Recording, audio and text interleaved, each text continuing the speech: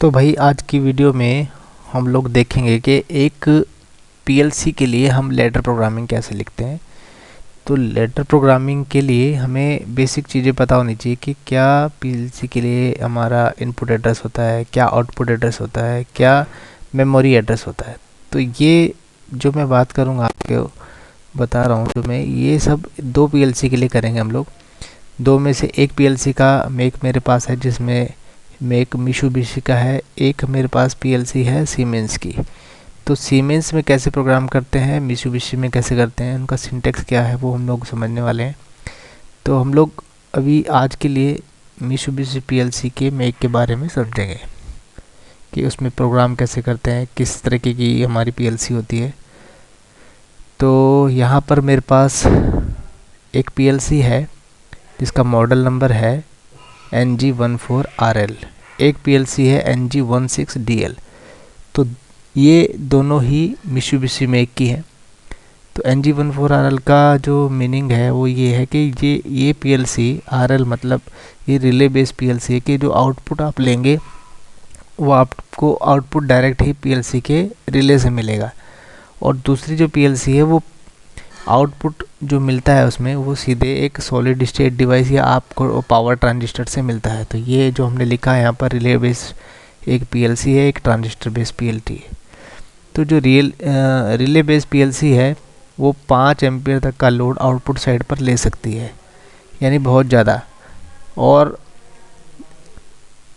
जो transistor based PLC है वो 300 मिली एम्पियर तक का लोड मैक्सिमम ले सकती है। लेकिन दोनों में मेजर जो डिफरेंस है वो है इनकी वर्किंग वाइज कि कितने मिली सेकेंड्स में कौन सी पीएलसी ज़्यादा अच्छा आउटपुट देगी या कितना कौन सी पीएलसी फास्ट है। तो जो ज़्यादातर लोग प्रीफर करते हैं वो ट्रांजिस्टर बेस्ड पीएलसी करते हैं, क्योंकि इनकी स्विचिंग बहुत फास्ट होती है और सारा ही जो फंक्शन है किसी भी ऑटोमेशन को करने के लिए वो स्विचिंग ही है कि कितना फास्ट स्विचिंग हो रहा है, कितनी जल्दी सब चीज़ जो पेरिफेरल हैं उन पे सब पे आउटपुट कितना जल्दी आ रहा है, वो इसी चीज़ पर डिपेंड करता है। जहाँ बहुत स्लो प्रोसेस है वहाँ के लिए हम लोग एक ऐसी पीएलसी यूज़ कर सकते हैं जो रिले से आउटपुट दे रही है। पर बहुत कम केस में हम रिले जो डायरेक्ट रिले वाला पीएलसी होता है वो यूज़ करते हैं, क्योंकि रिले के ख़राब होने के चांसेस बहुत ज़्यादा होते हैं। क्योंकि 5 एम्पियर लोड पर हम डायरेक्ट कोई चीज़ चलाएँगे तो शायद कुछ एक समय बाद वो जल्दी से जल्दी ख़राब हो जाए, क्योंकि इनकी लाइफ इतनी नहीं होती है रिलेज की ट्रांजिस्टर की अपेक्षा। तो हम लोग सबसे पहले देखते हैं कि ये पीएलसी किस तरह की दिखती है।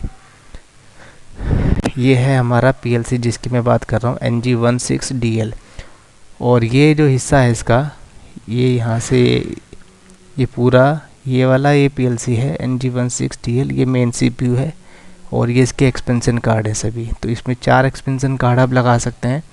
तो यानी कि आप 40 इनपुट और 40 आउटपुट तक यूज़ सकते हैं सारे कुछ लगाने के बाद। यानी कि जो मेन सीपीयू है उसके अंदर 8 इनपुट हैं और 8 ही आउटपुट हैं, और जो एक्सपेंशन कार्ड है उन सभी में भी 8 इनपुट और 8 आउटपुट हैं। तो इस तरीके से 8 मल्टीप्लाई बाई 5 हो गए 40 इनपुट, 40 ही आउटपुट हैं इसी तरीके से। तो 40 इनपुट 40 आउटपुट का कोई पीएलसी हम लोग किसी भी एक ऑटोमेशन के लिए यूज़ कर सकते हैं। ये बहुत ही बड़ी लंबी कहें तो हमारे पास क्वांटिटी हो जाएगी कि अगर हमारे को 40 इनपुट और 40 ही आउटपुट की बहुत ज़्यादा क्वांटिटी है। इसमें कोई भी ऑटोमेशन आसानी से किया जा सकता है, जो लो कॉस्ट ऑटोमेशन जो कंपनीज ज़्यादातर प्रीफर करती हैं। तो इससे ज़्यादा इनपुट और आउटपुट अगर हमें चाहिए होते हैं तो हम सीमेंस की पीएलसी प्रीफर करते हैं, क्योंकि उसमें और आप एक्सपेंशन कार्ड्स को और बढ़ा सकते हैं। स्मॉल ऑटोमेशन करने के लिए आपको ये पीएलसी बहुत ही सूटेबल है, इसमें आप कुछ भी कर सकते हैं। तो पहले इस पीएलसी के बारे में समझ लेते हैं। जैसे यहाँ पर इसमें ये कॉम्पैक्ट पीएलसी दिखाया गया है, ये मेन यूनिट है, ये एक्सपेंशन इसका 1 है, एक्सपेंशन 2, 3, 4 ये ऐसे है। ये 4 इसमें एक्सपेंशन कार्ड हैं। ऐसे ही ये जो पीएलसी है इसमें यूज़र के लिए 2 पोर्ट दिए गए हैं, जिसमें एक प्रोग्रामिंग का पोर्ट होता है और एक जिससे कि आप RS-232 कम्युनिकेशन या RS-485 कम्युनिकेशन भी कर सकते हैं। सीधे पीसी के साथ आपको कम्युनिकेट करना है तो उसके लिए आप इसको यूज़ कर सकते हैं। इसके 2 पोर्ट्स हैं जो दिए गए हैं, यहाँ पर आप देख सकते हैं। इसमें सब कुछ ये दिखाया गया है कि यहाँ पर एक पोर्ट ये है जिससे कि पीसी, प्रिंटर और एनर्जी मीटर वगैरह ये सब हम कनेक्ट कर सकते हैं। इधर बार कोड, वीएफडी वगैरह हम कनेक्ट कर सकते हैं। Connectivity via 2 serial ports. तो ये हमारा RS-232 और RS-485 की कंपैटिबल भी होती है। तो अभी हम एक पीएलसी का एग्जांपल भी लेंगे, लैडर कैसे लिखते हैं वो भी देखते हैं। इससे पहले समझ लेते हैं कि हमारा मित्सुबिशी में सिंटैक्स कैसे लिखते हैं। जैसे इनपुट के लिए सिंटैक्स लिखेंगे, अगर हम कहीं भी लैडर में कुछ प्रोग्राम लिखते हैं तो इनपुट का सिंटैक्स लिखते हैं %ix 0.0। इसका मतलब है अगर जो मेरे 8 इनपुट हैं 0 to 7 होते हैं वो, तो अगर मुझे फर्स्ट पोर्ट पे लिखना है तो 0.0 लिखना है, सेकंड पोर्ट पर लिखना है तो 0.1, 0.2, 0.3, इस तरीके से हम इसको लिख सकते हैं। ऐसे ही आउटपुट के पोर्ट पर हम लिखेंगे, अगर फर्स्ट सीपीयू है, मेन सीपीयू का जो फर्स्ट आउटपुट है वो है 0.0, सेकंड आउटपुट 0.1, ऐसे 2, 3, 4, 5, 6, 7 तक है, तो टोटल आउटपुट एक हमारा मेन सीपीयू में हो गए 0.7 तक, 0.0 से 0.7 तक। ऐसे ही मेमोरी एड्रेसेस बहुत ज़्यादा दूर तक होते हैं, आप कितना भी लिख सकते हैं। ये अब इस पीएलसी के लिए 800 तक है, जिसमें आप लिख सकते हैं MX 0.800, तो 800 हम इसमें आउटपुट लिख सकते हैं। तो मेमोरी इनपुट बहुत सारे हैं जिसकी क्वांटिटी आप यूज़ भी नहीं कर पाएंगे, इतनी क्वांटिटी में है। और ऐसे ही सिमिलर हम कैसे लिखते हैं सीमेंस में, वो भी है ऐसे ही, थोड़ा सा सिंटेक्स में अंतर है, अदरवाइज़ बिल्कुल सिमिलर प्रोग्रामिंग है, कोई ज़्यादा अंतर नहीं होता। आपने किसी भी एक पीएलसी को सीख लिया तो आपको दूसरे को समझने में ज़्यादा देर नहीं लगेगी। तो ऐसे सीमेंस का जो स्टेप 7 पीएलसी है, स्टेप 7 200, उसमें हम इनपुट के लिए एड्रेस जो लिखते हैं I 0.0, 0.1, 2, 3, 4, सेम सिमिलर है बिल्कुल जैसा उसमें एंड %IX 0.0 है, इसमें सिंपल है I 0.0, I 0.1, I 0.2। ऐसे ही जितने पीएलसी में इनपुट हैं उसके हिसाब से आगे बढ़ते जाएंगे। अब 7 के बाद आएगा I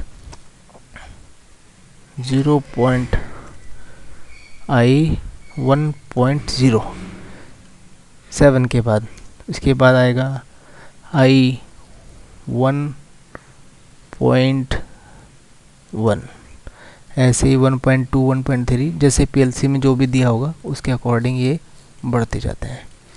तो आगे बढ़ते जाएंगे तो ये ऐसे ही एड्रेसेस भी बढ़ते जाएंगे। ऐसे अगर क्यू की बात करें तो क्यू में यहाँ पर ये हो जाएगा आपका सर 1.0, तो यहाँ पर मैं 1.0 लिख देता हूँ। तो दूसरा मॉड्यूल लगाया तो उसमें 1 से स्टार्ट हो जाएगा, 1.0, 1.1, 1.2, 1.3। मेमोरी एड्रेसेस सेम सीक्वेंस में बढ़ेंगे, M 0.7, 0.8, 0.9, 10, ऐसे ही इसमें आप बढ़ा सकते हैं। इसमें इसका क्वांटिटी है, इसमें भी फिक्स ही है क्वांटिटी है, आप मैनुअल के अकॉर्डिंग देख सकते हैं कि किस पीएलसी में कितने इनपुट मेमोरी एड्रेसेस पे अलाउ हैं। चलिए अब हम सीधे सीधे पीएलसी में प्रोग्रामिंग कैसे करते हैं, लैडर कैसे लिखते हैं, एक बार वो देख लेते हैं। तो मेरे पास एक सॉफ्टवेयर है, इसका नाम है कोडेसिस 2.3। तो इसमें हम एक नया प्रोग्राम लिखेंगे। पहले यहाँ से न्यू फाइल ले लेते हैं, इसको मैं सेव नहीं करना चाहता प्रोग्राम को। तो यहाँ से मैंने यही मॉडल नंबर ले लिया, नेक्स्ट-जेन 1000 पीएलसी है वो, तो इसका मैंने यहाँ पर से फाइल टारगेट सेटिंग उठा ली है। ओके यहाँ पर करते हैं सीधे। अब मुझे यहाँ पर प्रोग्राम लिखना है, प्रोग्राम कौन सा लिखना है, लैडर प्रोग्राम, तो मैं LD सेलेक्ट करता हूँ, यहाँ से ओके कर देते हैं। अब हम आगे लैडर प्रोग्रामिंग में, यहाँ से हम 2-3 लैडर ऐड कर लेते हैं, जाकर यहाँ लिखते हैं। फिर ये हमारे पास कॉन्टैक्ट्स हैं, तो 4 ही कॉन्टैक्ट हैं और ये 3 आउटपुट हैं। तो 1 बाय 1 में बता देता हूँ किसको क्या क्या बोलते हैं। ये है आपका NO कॉन्टैक्ट, यहाँ पर लिखा भी आएगा एक जगह, थोड़ी देर छोड़ने पे लिखा आएगा। चलिए नहीं आया तो मैं ऐसे बता देता हूँ, ये अब आएगा शायद अभी। चलिए लेट कर रहा है आने में, कोई नहीं, मैं ऐसे बता देता हूँ। यहाँ पर ये है NO contact, simple NO contact, ये है NC कॉन्टैक्ट, ये पैरेलल NO कॉन्टैक्ट, ये वाला है पैरेलल NC कॉन्टैक्ट, ये है आउटपुट, सिंपल आउटपुट, जिसको कभी कभी कॉइल बोलते हैं हम, और इसको बोलते हैं सेट आउटपुट, और ये है रीसेट आउटपुट। इनका जनरली यूज़ नहीं आता है क्योंकि इनसे प्रोग्राम थोड़ा सा कॉम्प्लिकेट हो जाता है, तो सिंपल प्रोग्रामिंग करने के लिए हम लोग एक ही आउटपुट यूज़ करते हैं, कॉइल का केवल। तो अभी हम यहाँ पर एक प्रोग्राम लिख कर देखते हैं कैसे लिखते हैं। तो मान लिया मैंने यहाँ पर एक NO पुश बटन लिया, मैंने इस पर लिखा स्टार्ट और एंटर किया जैसे ही, तो यहाँ इसका एड्रेस पूछ रहा है क्या लिखना चाह रहे हैं। तो मैंने लिखा स्टार्ट बटन के लिए बूलियन एड्रेस लिखना है मुझे, बूलियन में लिखेंगे इसको IX, जो एड्रेस वहाँ था %, IX 0.0, यही लिखा है। तो ये एड्रेस जाएगा PLC के फर्स्ट पोर्ट पर। जैसे ही इस पर कोई इनपुट आएगा तो उस पर इनपुट दिखाई देगा हमें।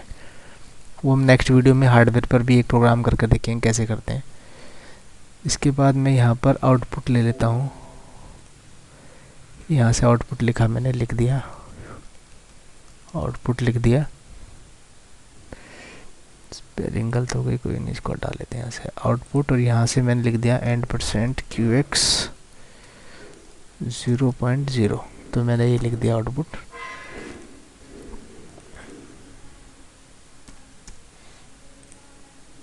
अब जैसे ही मैं इसमें प्रोग्राम कर लेता हूँ, अब इसको चला के देखता हूँ चलता है कैसे। तो सिमुलेट करके देखते हैं एक बार प्रोग्राम को। ऑनलाइन में गए, यहाँ से मैंने सिमुलेट सिलेक्ट कर लिया, बिना PLC के भी मैं प्रोग्राम को रन करके देख सकूँ, उसको सिमुलेशन बोलते हैं। तो यहाँ से मैंने इसको जैसे डबल क्लिक करता हूँ, सॉरी, इसको पहले हम यहाँ से वापस सिमुलेट कर लिया, इसके बाद हम लॉगिन करते हैं। यहाँ से ऑनलाइन गए और लॉगिन, और मेरा प्रोग्राम लॉगिन हो गया। जैसे ही ब्लू लाइन आ गई समझो ये लॉगिन हो गया, प्रोग्राम बिल्कुल करेक्ट है। अगर प्रोग्राम में कोई एरर होती तो ये लॉगिन नहीं होता। तो ऐसा भी करके देख लेते हैं, इसमें प्रोग्राम में गड़बड़ कर लेते हैं। स्टार्ट के बाद मैंने यहाँ पर इसको लिख देता हूँ मैं 1 और लिख दिया बीच में इसके। तो ये डिक्लेयर वेरिएबल कह रहा है, मैंने इसको काट दिया यहाँ पर से, और मैंने इसको लॉगिन करता हूँ। लॉगिन शायद होना नहीं चाहिए, देखिए इसमें एक एरर आ गई, the project must be correct for login. तो मैंने इसको, यहाँ पर क्या है स्टार्ट लिखा है ऊपर, और यहाँ स्टार्ट नहीं है, तो ये इसको कोई भी सिंटैक्स इस तरीके का नहीं मिला, तो इसने एरर दे दिया। यहाँ से मैं इसको हटा देता हूँ, वापस मैंने सही कर दिया। ऑनलाइन में गए, लॉगिन किया, ये लॉगिन हो गया है। अब मैं जैसे ही मुझे दिख रहा है कि जैसे ही मैं इसको ऑन करूँगा तो आउटपुट आना चाहिए, तो यहाँ पर मैंने इसको डबल क्लिक किया और यहाँ से इसको मैं रन करता हूँ। तो ये यहाँ पर देखिए अभी रनिंग नहीं है, तो मैं पर यहाँ पहले जाके ऑनलाइन में इसको रन भी कर देता हूँ, तो रन हो जाएगा मेरा प्रोग्राम। अभी आउटपुट आने लगा है, यहाँ पर आप देखेंगे यहाँ आउटपुट आने लगा है। दोबारा से करते हैं, कोई नहीं, लॉग आउट करता हूँ मैं। प्रोग्राम मेरा अभी यहाँ से पहले लॉगिन कर लेते हैं। ऑनलाइन में गए, लॉगिन, बाहर से भी लॉगिन कर सकते हैं, यहाँ भी लॉगिन है, ये लॉग आउट है। और सबसे पहले देखना है प्रोग्राम रनिंग मोड में है कि नहीं, तो रनिंग नहीं है तो ऑनलाइन में जाएंगे वापस, फिर से रन कर देंगे इसको। अब ये रनिंग मोड में है, आउटपुट नहीं आ रहा है। जैसे मैं इसको ऑन कर दूंगा यहाँ पर स्विच को, तो यहाँ पर से आउटपुट इस पर आ जाएगा। तो इस पर डबल क्लिक करते हैं और मैं इसको एक बार फोर्स करता हूँ, देखिए आउटपुट आ गया है। और इसको मैं वापस से हटाता हूँ इस पर से, तो आउटपुट वापस गायब हो गया। तो इसमें कुछ और प्रोग्राम लिखता हूँ, जैसे कि इसको हम लैचिंग प्रोग्राम बोलते हैं, कि एक बार इनपुट आ गया और आउटपुट आता ही रहे जब तक कि मैं किसी और बटन से उसको प्रेस करके बंद ना कर दूँ। इसको बोलते हैं लैचिंग प्रोग्राम। तो मैं क्या करता हूँ, इस पर एक और NO बटन ले लेता हूँ। इसके पैरेलल में मैंने एक बटन और लिया, और यहाँ पर मैंने एक NC बटन लिया, और एक इनका मैंने आउटपुट ले लिया। तो मैं यहाँ लिख देता हूँ OPT1, आउटपुट 1 ले लिया मैंने एक। इसका एड्रेस मैंने कुछ और दे देता हूँ, %QX 0.1 मैंने लिख दिया इसमें, और यहाँ से ओके कर दिया। यहाँ पर मैंने लिख दिया start 1, इसको एंटर कर दिया मैंने। यहाँ पर इसका एड्रेस लिख देता हूँ %IX 0.1, और इसको भी मैंने एंटर कर दिया। यहाँ पर लिख देता हूँ स्टॉप, स्टॉप लिखा और एंटर किया। इसका एड्रेस लिख देता हूँ %ix 0.2 मैंने लिख दिया इसको। ओके, अब यहाँ लिख देते हैं ये आउटपुट 1। ये मैं बताऊँगा क्यों लिख रहा हूँ सब कुछ ऐसा।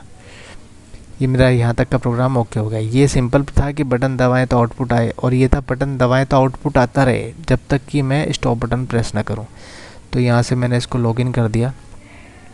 अभी रनिंग मोड में नहीं है, तो फिर वापस लॉगिन में गए, इसको मैंने रन किया और ये रनिंग मोड में आ गया है अभी। तो मैं इसको यहाँ पर से जैसे ही स्टार्ट बटन को ऑन करूँगा तो मेरा ये प्रोग्राम चलना चाहिए। तो इसमें देखिए आउटपुट आ गया है। मैं अब स्टार्ट बटन को हटा देता हूँ। तो मैंने इसको हटाया तो आउटपुट जाएगा नहीं।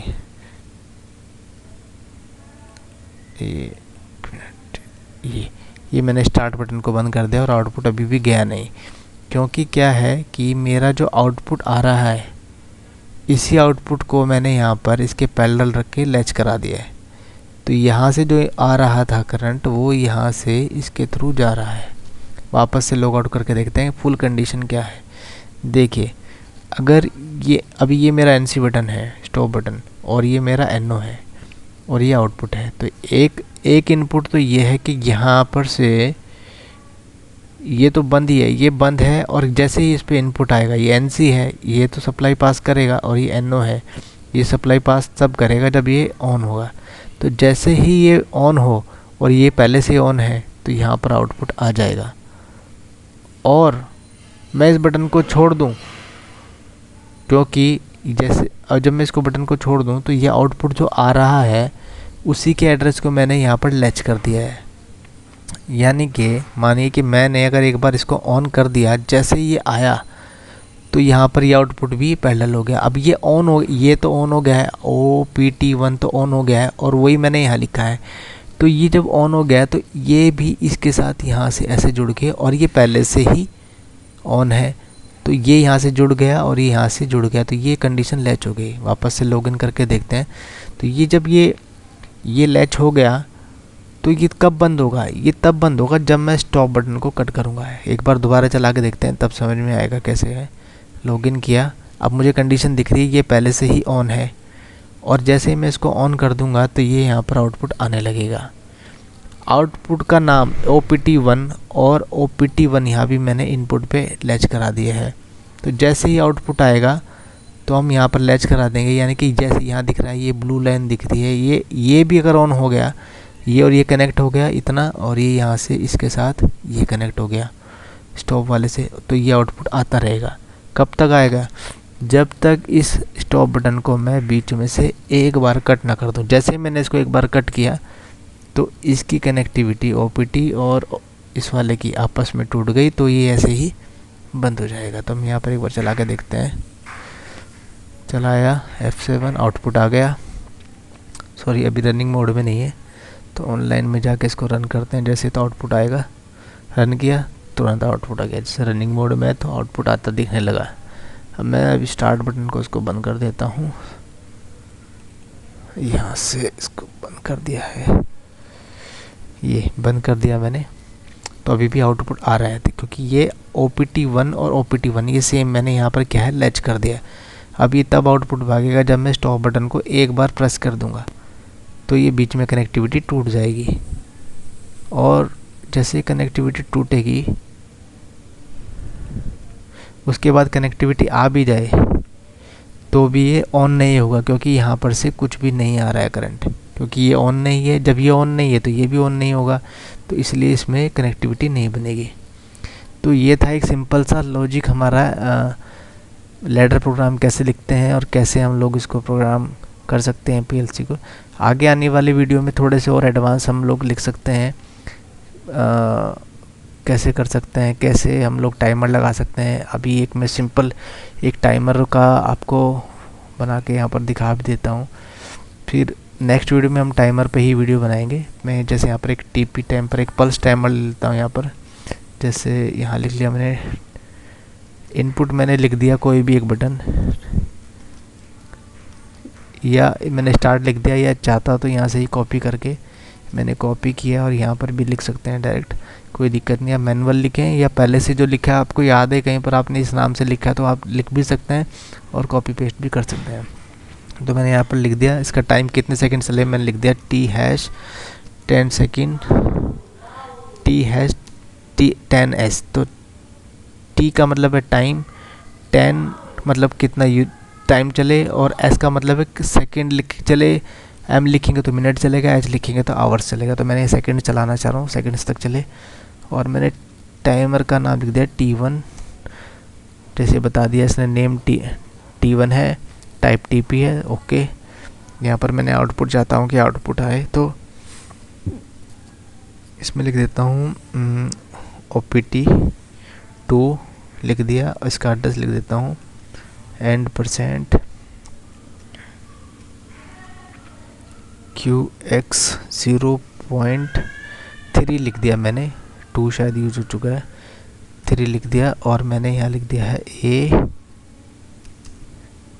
A1 लिख लेते हैं इसको। A1 क्या है कि मैं चाह रहा हूँ कि यहाँ पर टाइम जो चले वो दिखता भी रहे, तो साथ में यहाँ पर मैंने टाइम लिया और यहाँ से मैंने इसको A1 को डिफ़ाइन कर दिया कि A1 जो है ये टाइम को दिखाएगा, ये मैंने ओके कर दिया। यहाँ से इसको हटा देते हैं, इसकी ज़रूरत नहीं है।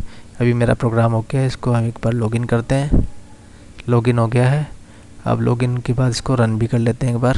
रन भी हो गया, रनिंग मोड में आ गया प्रोग्राम। जैसे स्टार्ट पे इनपुट आएगा, यहाँ पर इनपुट आएगा तो ये यहाँ पर ट्रू हो जाएगी वैल्यू और आउटपुट आने लगेगा।